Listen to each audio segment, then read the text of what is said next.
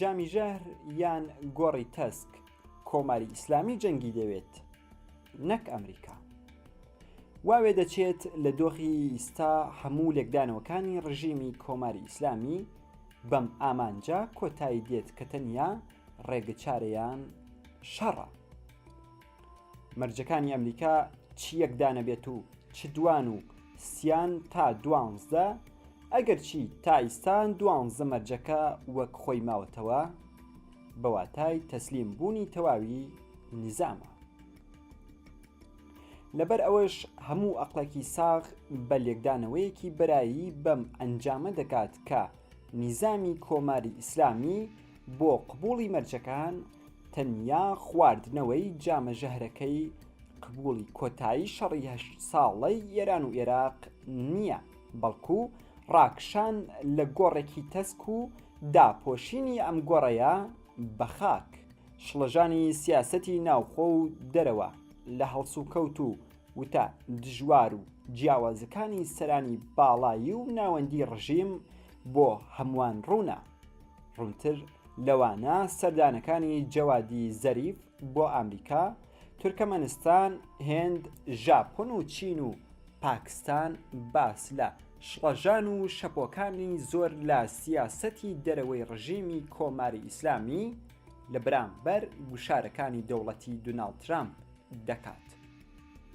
ئەمەی کە دەوڵەتی ئیستای ترامپ وەها ڕێگەی لە نیزامی کۆماری ئیسلامی تەسک کردووەتەوە کە کۆماری ئیسلامی لە هەموو ڕێگاکان بۆ کەمکردنەوەی گوشارەکە کەڵک وەردەگرێت، تەنانەت بە بەهای فرۆشی ئێران و واژۆکردنی گرێبەستی گەورە بۆ هەڕاجی وڵات تەنیا و تەنیا بۆ درێژکردنەوەی دەسەڵاتداری خۆیان بۆ ماوەی چەند ڕۆژ. بەڵام تا ئەوجێیەی کە بە کەمکردنەوەی گوشارەکانی ئەمریکا لە ڕێگەی وڵاتی سێهەمەوە کارێکی بێهودە و لە خۆڕاییە، چونکە سیاسەتی دەرەوەی دەوڵەتی ترامپ ڕوون و ئاشکرایە و پێویستی بە لۆبیگەری نییە. ڕێی دەچێت بزانین لە پشت پەردەوە سیاسەتی ڕژیم بۆ ڕووبەڕووبوونەوە لەگەڵ گەمارە و گوشارە ڕۆژ لە دوای ڕۆژ لە زیادبوونەکانی ئەمریکا و بە چۆک داهێنانی ڕژیمی تاران لە ڕێگەی لەشکەرکێشی ئەمریکا بۆ کەندا و شتێک لە ئارادایە. لە سەردانە پەیداکانی زەریف بۆ وڵاتان وا دەردەکەوێت کە ڕژیم دەیەوێ بڵێت کە سیاسەتی دەرەوەی ئەم ڕژیمە بریتی نییە لە شەڕ، بەڵکو لایەنگری گفتوگۆ و دانوستانە. بەڵام ئەمە تەنیا شوێن ونکردنێکی پیشەیانەیە بۆ ڕاستی پشتی پەردە و ئەویش بریتیە لە شەڕ. بەواتایەکی دیکە جەوادی زەریف ڕۆڵی پۆلیسە باشەکە دەگێڕێت، بەڵام بە وردبوونەوەیەکی کورت دەردەکەوێت بەم ڕاستیە بگەین کە جەوادی زەریف داهۆڵێکە و نەهێکی تر و سیاسەتی کۆماری ئیسلامی بەیتی ڕەهبەری و بەرپرسانی باڵای سپا دیاری و جێبەجێ دەکەن. ئەو جۆرەی کە ڕێکخراوە هەواڵگیریەکانی ئەمریکا و ئیسرائیل لەم ماوەیەدا خستویانەتە ڕوو، قاسم سولەیمانی بە هەموو گروپە ملیشیاکانی ژێر فەرمانی خۆی لە عێراق فەرمانی هێرش بۆ سەر بەرژەوەندی و بنکە و بارگاکانی ئەمریکا دەرکردووە. بێگومان ئەم راپۆرتانە زانیاری گەلێکی تەواو ڕاستن. بۆچی؟ چونکە کۆماری ئیسلامی تەنیا ڕێی مانەوان لە شەڕدا دەبینێتەوە، هەڵبەت شەڕێکی نیابەتی و پراوپڕ لەگەڵ ئەمریکا و هاوپەیمانە ناوچەیەکانی وەک سعودیا و ئیمارات. دامەزراوە هەواڵگریەکانی ئەمریکا و ئیسرائیل بە دروستی مشتی کۆماری ئیسلامیان کەشف کردووە، بەڵام تا ئیستاش مەترسی هێرش بۆ سەر بەرژەوەندیەکانی ئەمریکا بە شێوەی جدی لە ئارادایە. هەر بۆیەش لە 2 هەفتە لەمەوبەر ناوی شەڕکەری ئابراهام لینکۆڵن بۆ هشداریدان بە ئێران ڕەوانی کەنداو کرا.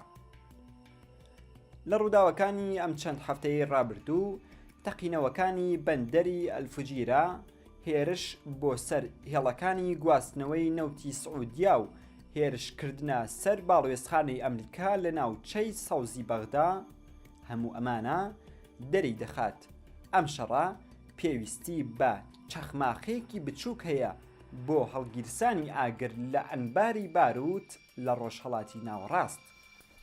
کورتەی باسەکە ئەمەیە: کۆماری ئیسلامی بە دوای شەڕەوەیە نەک گفتوگۆ، بە پێچەوانەی ئەوەی کە خامنەیی وتی شەڕ نابێت و وتوێژیش ناکەیت.